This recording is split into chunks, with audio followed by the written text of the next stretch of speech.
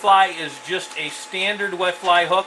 So any wet fly, what I would suggest is I'll pass the micro straggler around and I'll tie it the second time. So why don't you just watch real quickly, because it's a simple fly, easy to use material.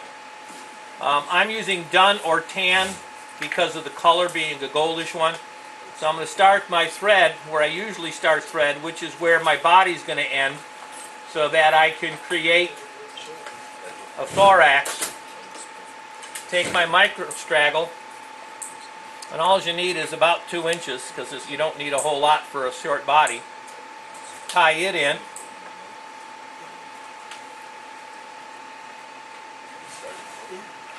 And then just simply wind it as if it was a chenille or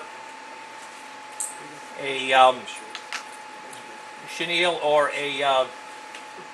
sparkle yarn of some sort, or any floss that you're using. So you could just see I took off about 2 inches, and I still have almost enough for another fly. So you don't use a lot of material.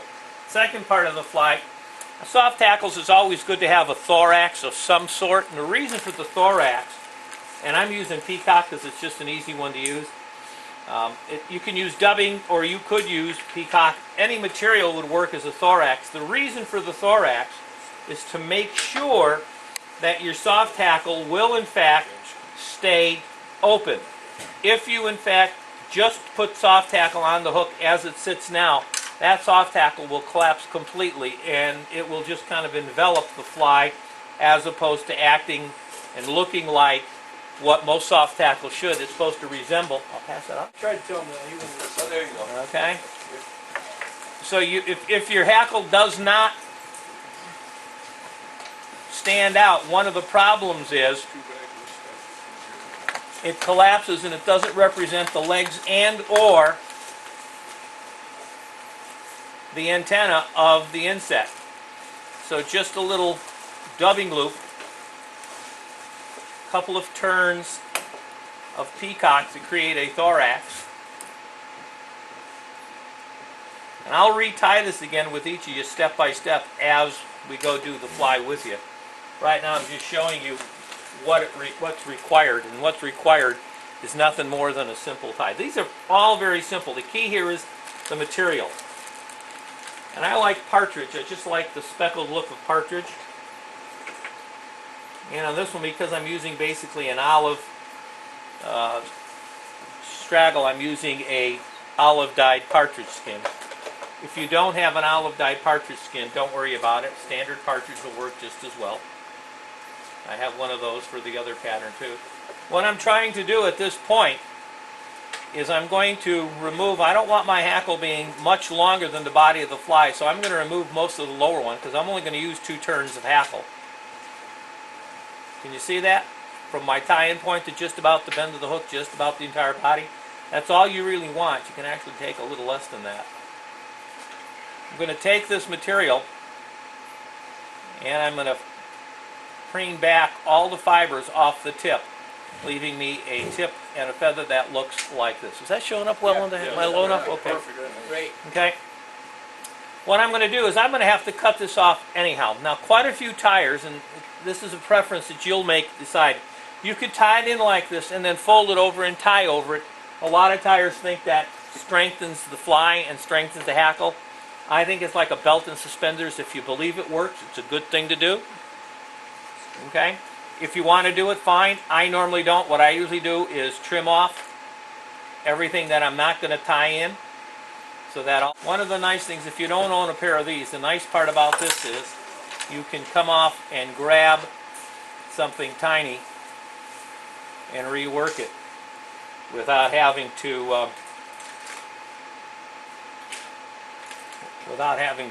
deal with this. So you can deal with small little pieces nicely with your pliers. Tie it on top. My thumb, let me do this again. My thumb is on the shiny side. Here's the dull side. This is the shiny side, or the top of the feather. This is the top of the feather, just like this. Okay, I'm going to place this sitting right on top, so I'll place my thumb right on top of it, lay this onto the hook, take a couple of wraps of thread, tie it down,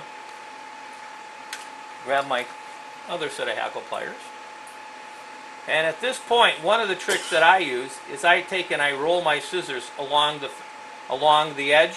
Can you see that? How it folds the hackle back? The other way to do it is just take your fingers and pull it back and squeeze it. That works too.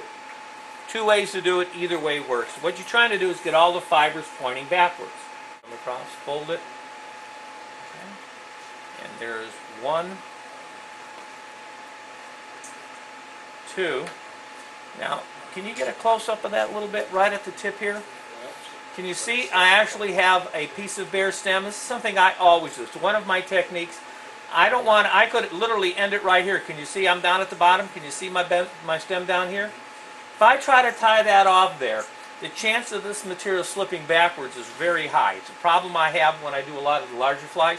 So what I always do is I try to take right in front of all the hackle 1 turn of bare stem. It keeps all my material pushed backwards and at the same time allows me to take 1 turn, tie it off. And now as I wrap forward on that thin stem, what's happened is the stem is coming around the fly, tied down 1. Now the stem is pointing forward, so there's actually a right angle right at the tie-in joint, so it can't slide backwards. At this point, I cut off my stem